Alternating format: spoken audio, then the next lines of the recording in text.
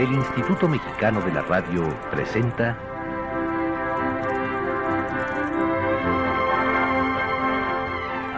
Fantasías en Carrusel.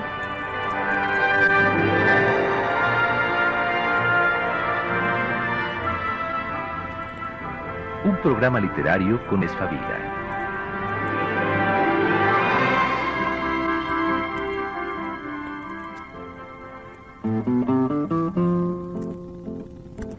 Tomada.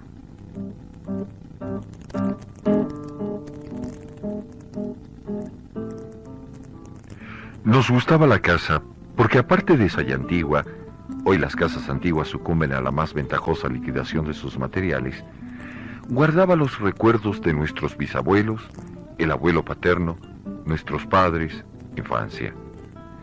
Nos habituamos Irene y yo a persistir solos en ella, lo que era una locura, pues en esa casa podían vivir 8 personas sin estorbarse. Hacíamos pieza por la mañana, levantándonos a las 7, y a eso de las 11 yo le dejaba a Irene las últimas habitaciones por repasar y me iba a la cocina. Almorzábamos a mediodía puntuales. Ya no quedaba nada por hacer fuera de unos platos sucios. Nos resultaba grato almorzar pensando en la casa profunda y silenciosa y cómo nos mos para mantenerla limpia. A veces llegamos a creer que era ella la que no nos dejó casarnos. Irene rechazó 2 pretendientes sin mayor motivo. A mí se me murió María Esther antes de que llegáramos a comprometernos. Entramos en los 40 años con la inexpresada idea de que lo nuestro, simple y silencioso de hermanos, era necesaria clausura de la genealogía asentada por los bisabuelos en nuestra casa. Nos moriríamos allí algún día y la echarían para enriquecerse con el terreno y los ladrillos. O mejor, nosotros mismos la voltearíamos justicieramente antes de que fuese demasiado tarde.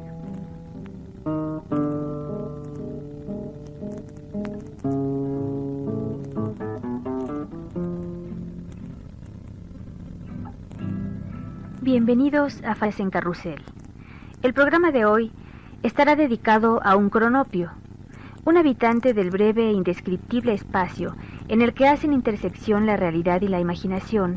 Desde la literatura le ha entregado a los lectores del mundo la bitácora minuciosa de su tránsito por esas geografías.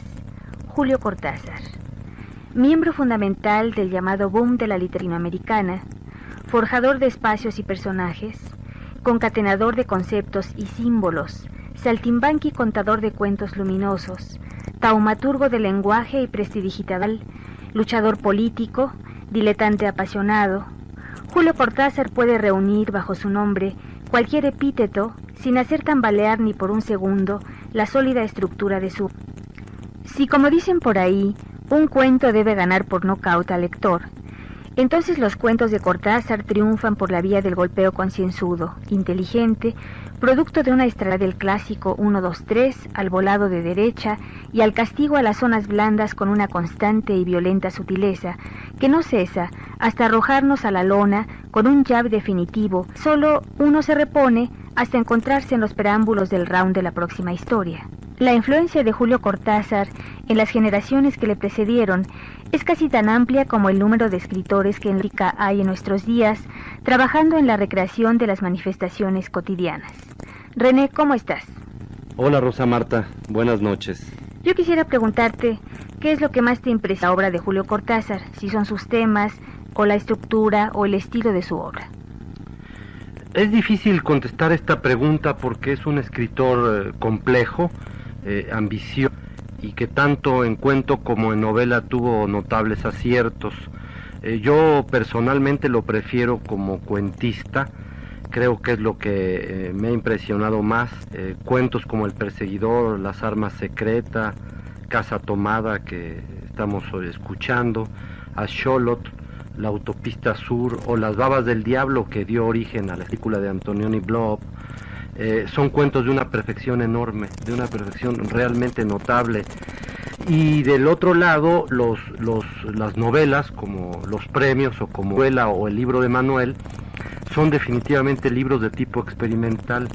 Rayuela conmovió realmente a todos los latinoamericanos y tal vez a todos los escritores en su momento, en el momento en que apareció, porque representaba un cambio radical en las estructuras de la novela latinoamericana. Sus propios personajes se hicieron célebres, La Maga y Oliveira, tuvieron fama universal y casi parece que van a apagar un poco el enorme prestigio de los cronopios, que parece ser el elemento que distingue al Cortázar cuentista del Cortázar novelista. Creo yo que en Julio Cortázar, tanto sus cuentos como sus novelas, sus poemas, aunque son menos conocidos, también tiene poesía, incluso algún tipo de poesía política, algunos textos dedicados a la Revolución Cubana, son de una gran importancia. Hoy parece, después de algunos años de su muerte, parece que ya no ejerce tanta influencia en las jóvenes generaciones de escritores latinoamericanos, los que parecen quedarse con autores como Fuentes, como Vargas Llosa o como García Márquez. Sin embargo, yo creo que Cortázar revolucionó realmente la literatura latinoamericana, escribiendo en un maravilloso español de Argentina, con un humor tomado de los surrealistas, tomado de los franceses, tomado de los ingleses y también, ¿por qué no?, tomado de los propios argentinos, que son un país sumamente cosmopolita y sumamente europeizante. Es decir, logra realmente crear un tipo de literatura insólito dentro de las letras de América Latina.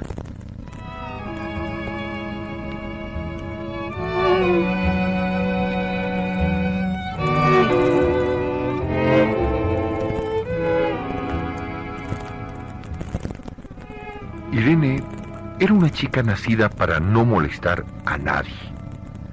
Aparte de su actividad matinal, se pasaba el resto del día tejiendo en el sofá de su dormitorio. No sé por qué tejía tanto. Yo creo que las mujeres tejen cuando han encontrado en esa labor el gran pretexto para no hacer nada. Irene no era así. Tejía cosas siempre necesarias. Tricotas para el invierno, medias para mí, mañanitas y chalecos para ella. A veces tejía un chaleco y después lo destejía en un momento porque algo no le agradaba. Era gracioso ver en la canastilla el montón de lana encrespada resistiéndose a perder su forma de algunas horas. Los sábados iba yo al centro a comprarle la lana. Irene tenía fe en mi gusto. Se complacía con los colores y nunca tuve que devolver madejas. Yo aprovechaba esas salidas para dar una vuelta por las librerías y preguntar vanamente si había novedades en literatura francesa. Desde 1939 no llegaba nada valioso a la Argentina.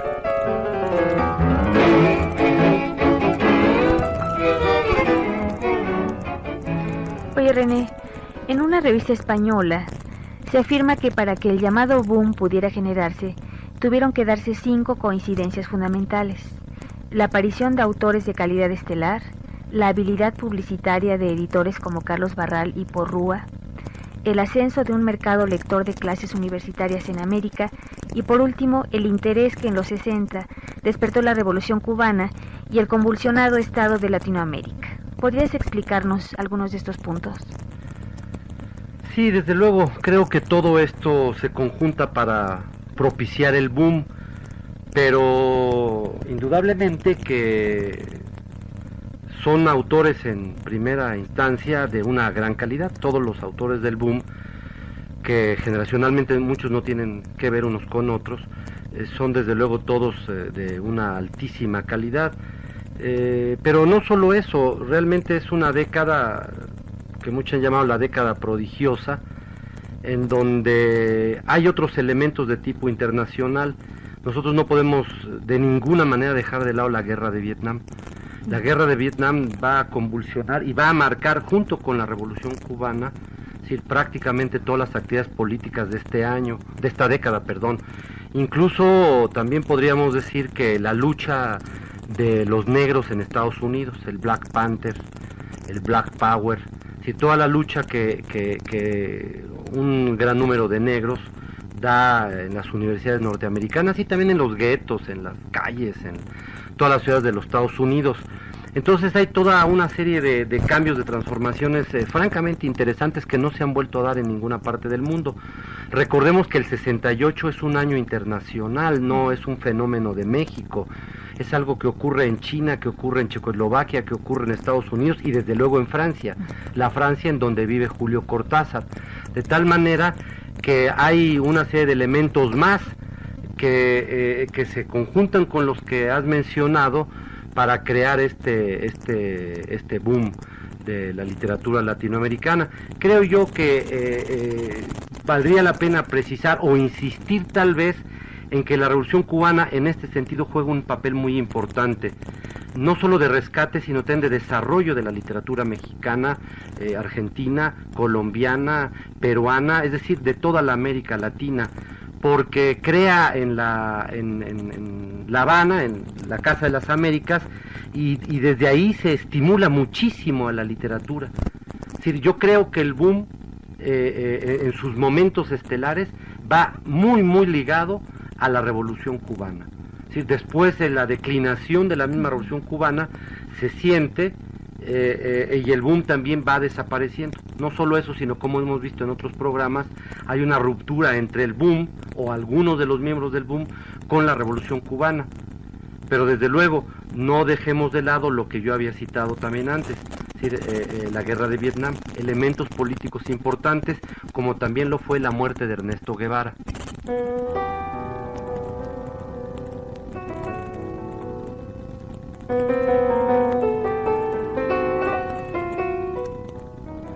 Pero es de la casa que me interesa hablar. De la casa y de Irene. No tengo importancia. ¿Qué hubiera hecho Irene sin el tejido? Uno puede releer un libro, pero cuando un pullover está terminado, no se puede repetirlo sin escándalo. Un día encontré el cajón de abajo de la cómoda de alcanfor lleno de pañoletas blancas, verdes, lilas. Estaban con naftalina, apiladas como en una mercería. No tuve valor de preguntarle a Irene qué pensaba hacer con ellas. No necesitábamos ganarnos la vida. Todos los meses llegaba la plata de los campos y el dinero aumentaba. Pero a Irene solamente la entretenía el tejido. Mostraba una destreza maravillosa y a mí se me iban las horas viéndole las manos como erizos plateados, agujas yendo y viniendo y una o dos canastillas en el suelo donde se agitaban constantemente los ovillos. Era hermoso.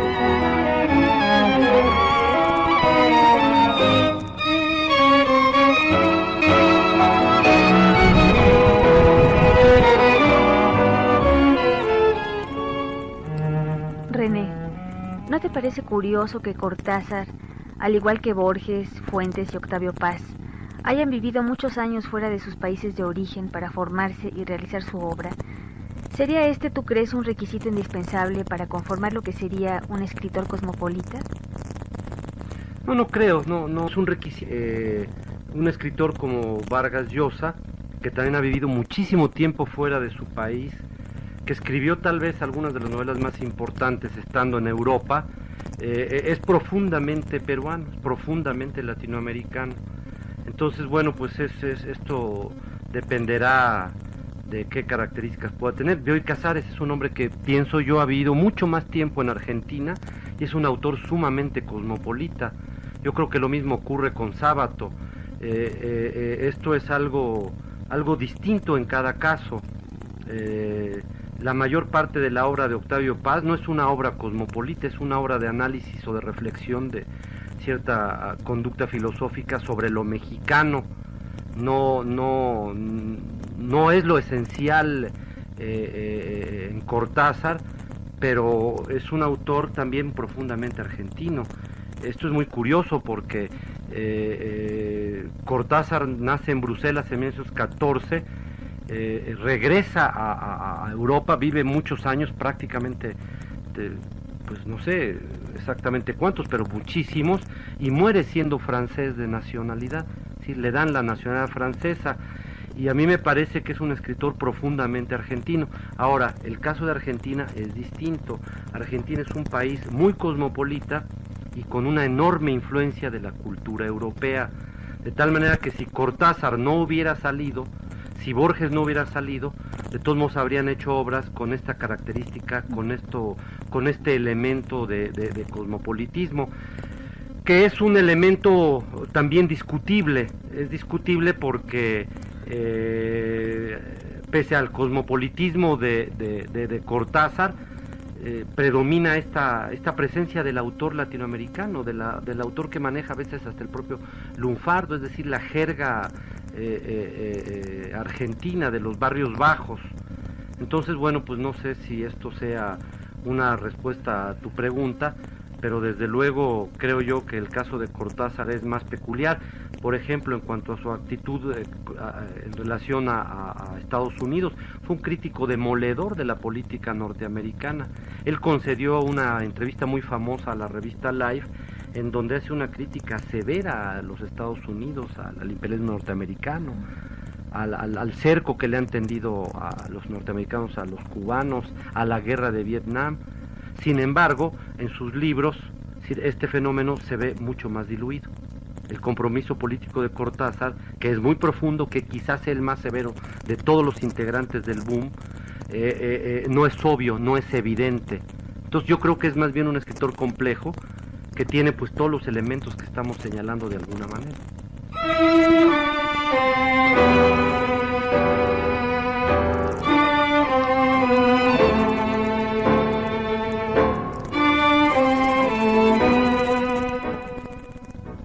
Lo recordaré siempre con claridad, porque fue simple y sin circunstancias inútiles. Irene estaba tejiendo en su dormitorio. Eran las 8 de la noche y de repente se me ocurrió poner al fuego la pavita del mate. Fui por el pasillo hasta enfrentar la entornada puerta de roble y daba la vuelta al codo que llevaba a la cocina cuando escuché algo en el comedor o la biblioteca. El sonido venía impreciso y sordo, como un volcarse de sillas sobre la alfombra o un ahogado susurro de conversación. También oí al mismo tiempo, o un segundo después, en el fondo del pasillo que traía desde aquellas piezas hasta la puerta. Me tiré contra la puerta antes de que fuera demasiado tarde. La cerré de golpe apoyando el cuerpo. Felizmente la llave estaba puesta de nuestro lado y además corrí el gran cerrojo para más seguridad. Fui a la cocina, calenté la pavita y cuando estuve con la bandeja del mate, le dije a Irene: tuve que cerrar la puerta del pasillo. Han tomado la parte del fondo. ¿Estás seguro? Sí. Entonces tendremos que vivir de este lado. Los primeros días nos pareció penoso porque ambos habíamos dejado en la parte tomada muchas cosas que queríamos. Mis libros de literatura francesa, por ejemplo, estaban todos en la biblioteca. Irene extrañaba unas carpetas, un par de pantuflas que tanto la abrigaban en invierno. Pero también tuvimos ventajas. La limpieza se simplificó tanto que aún levantándose tardísimo, a las 9:30 por ejemplo, eran las 11 y ya estábamos de brazos cruzados. Irene estaba contenta porque le quedaba más tiempo para tejer. Yo andaba un poco perdido a causa de los libros, pero por no afligir a mi hermana, me puse a revisar la colección de estampillas de papá y eso me sirvió para matar el tiempo.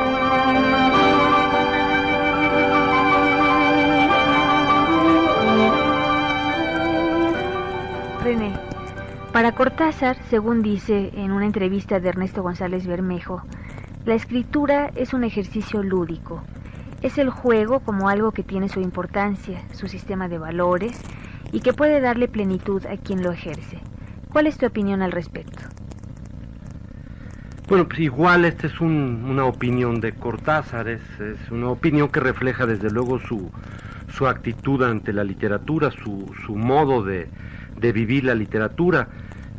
Hay escritores que no la han visto de esta manera, pero yo creo que él fue muy congruente con esta conducta. En algún momento él declaró que un continente trágico como era América Latina podía seguir teniendo tragedias, problemas tremendos, pero a pesar de ello no debería perder su sentido del humor, su sentido de la vida. Yo creo que esto es muy importante y quizás sea una mezcla sutil de todo lo que es Julio Cortázar, europeo, argentino, seguidor del surrealismo, un hombre que mezcló la literatura del absurdo con el humorismo y la fantasía. Es decir, es un hombre complejo en lo literario, un hombre que amó a la Revolución Cubana, que se vinculó estrechamente a ella, que estuvo muy cerca de los estudiantes en el 68. Entonces, un hombre que vivió intensamente, pasionalmente la literatura. Yo creo que como nadie amó a un tipo de literatura que nos da un enorme y maravilloso reflejo de lo que es la vida.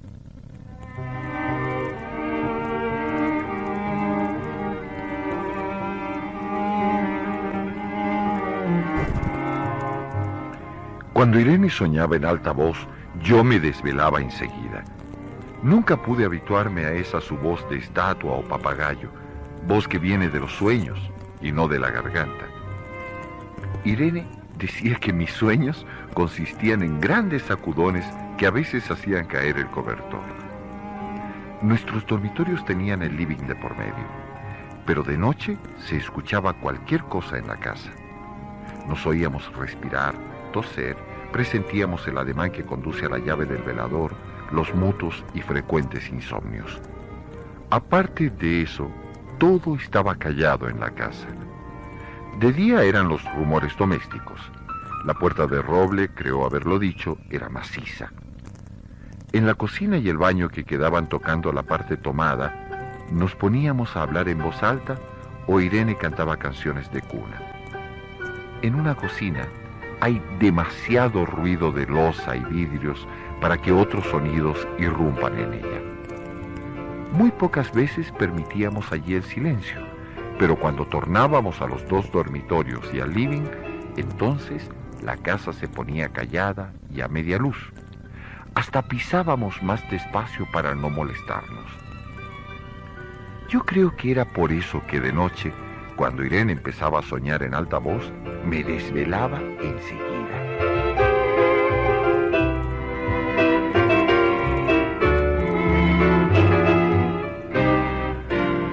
¿Qué faceta de Cortázar te gusta más, René? ¿La del cuentista perfecto o la del novelista? Pues desde luego es una apreciación muy personal y por lo tanto muy subjetiva.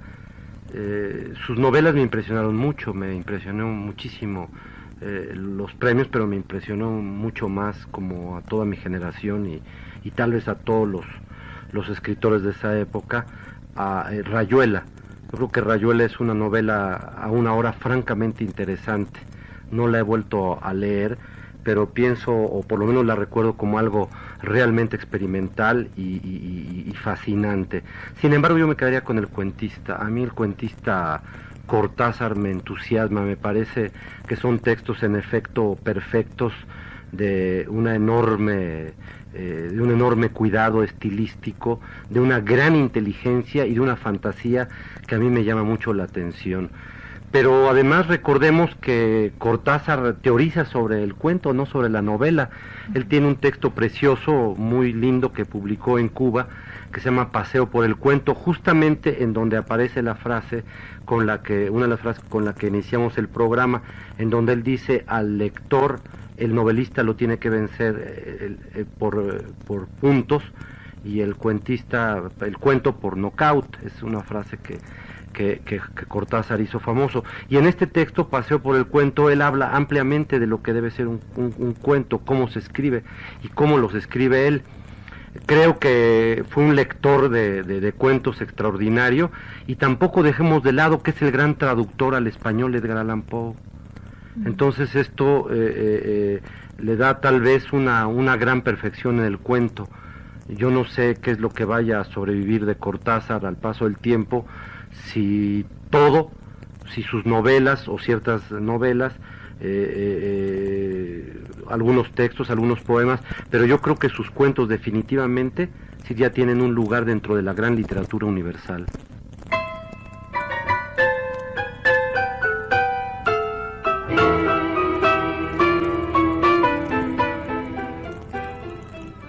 Es casi repetir lo mismo, salvo las consecuencias. De noche siento sed, y antes de acostarnos, le dije a Irene que iba hasta la cocina a servirme un vaso de agua. Desde la puerta del dormitorio, ella tejía, oí el ruido, tal vez en la cocina o tal vez en el baño, porque el pasillo apagaba el sonido. A Irene le llamó la atención mi brusca manera de detenerme y vino a mi lado sin decir palabra. No nos miramos siquiera. Apreté el brazo de Irene y la hice correr conmigo hasta la puerta del cancel sin volvernos hacia atrás. Los ruidos se oían más fuerte, pero siempre sordos, a espaldas nuestras. Cerré de un golpe la cancel y nos quedamos en el zaguán. Ahora no se oía nada. Han tomado esta parte, Dijo Irene. El tejido le colgaba de las manos y las hebras iban hasta la cancel y se perdían debajo. Cuando vio que los ovillos habían quedado del otro lado, soltó el tejido sin mirarlo. ¿Tuviste tiempo de traer alguna cosa? No, nada. Estábamos con lo puesto. Me acordé de los 15,000 pesos en el armario de mi dormitorio, pero ya era tarde ahora. Como me quedaba el reloj pulsera, vi que eran las 11 de la noche. Rodeé con mi brazo la cintura de Irene, yo creo que estaba llorando, y salimos así a la calle. Antes de alejarnos, tuve lástima. Cerré bien la puerta de entrada y tiré la llave a la alcantarilla. No fuese que algún pobre diablo se le ocurriera robar y se metiera en la casa a esa hora y con la casa tomada.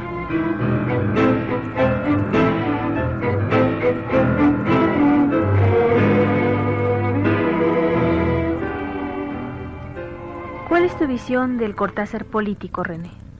Bueno, es el problema constante en la literatura latinoamericana, si el intelectual, el escritor debe participar o no en luchas políticas, en tareas políticas. Yo pienso que esto es una decisión personal de cada uno de los intelectuales, de los escritores. Así como Borges o Bioy Casares se declararon abiertamente apolíticos, hay escritores como Fuentes y mucho más como Cortázar que han tenido una militancia política abierta. A mí me da igual si tienen o no la militancia política, prefiero que la tengan y prefiero que sea desde luego de izquierda, que sea progresista, pero no es una condición. La condición en un escritor pues es desde luego escribir literatura de buena calidad. Creo yo que en este sentido Julio Cortázar logró combinar la literatura y la política de tal manera que en las dos tuvo éxito. Es decir, como militante, como activista político, como promotor de la Revolución Cubana, como defensor de las luchas de América Latina, como enemigo de la guerra de Vietnam, de la invasión norteamericana a Vietnam. Es decir, jugó un papel notable, realmente extraordinario, pero siempre lo hizo con cierta fineza, con cierto refinamiento. No fue un hombre de panfletos, de ruidos, de escándalo. Siempre fue un hombre que meditó mucho las cosas que decía. Recordarás que ya en un programa anterior hablamos de la ruptura que tiene el boom con la Revolución Cubana. Así es. Y cómo Cortázar se niega, aunque en algún momento parece firmar junto con Vargas Llosa y otros intelectuales en contra de la Revolución Cubana. Es decir, él da marcha atrás y escribe un poema en donde le pide perdón a la Revolución Cubana. Yo creo que esto es algo excepcional. Fue un hombre muy congruente en ese sentido. Él creyó en la Revolución Cubana, creyó en la posibilidad de grandes cambios en América Latina de tipo revolucionario, y bueno, pues por desgracia o por fortuna, no lo sé, hoy en día esto prácticamente ha desaparecido. Gracias por tus comentarios, René. Por hoy solo queda mencionar algunos libros de Julio Cortázar, en donde habrán de hallarse maravillas literarias que quedarán para siempre en la memoria de quien se interne en ellas. Algunas son Bestiario, de donde se extrajo el cuento que escuchamos en esta emisión, Queremos tanto a Glenda, el libro de Manuel, Rayuela y Los premios, entre otros. Gracias.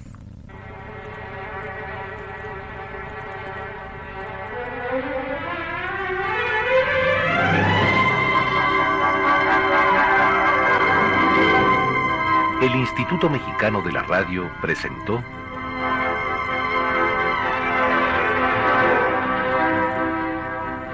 Fantasías en Carrusel.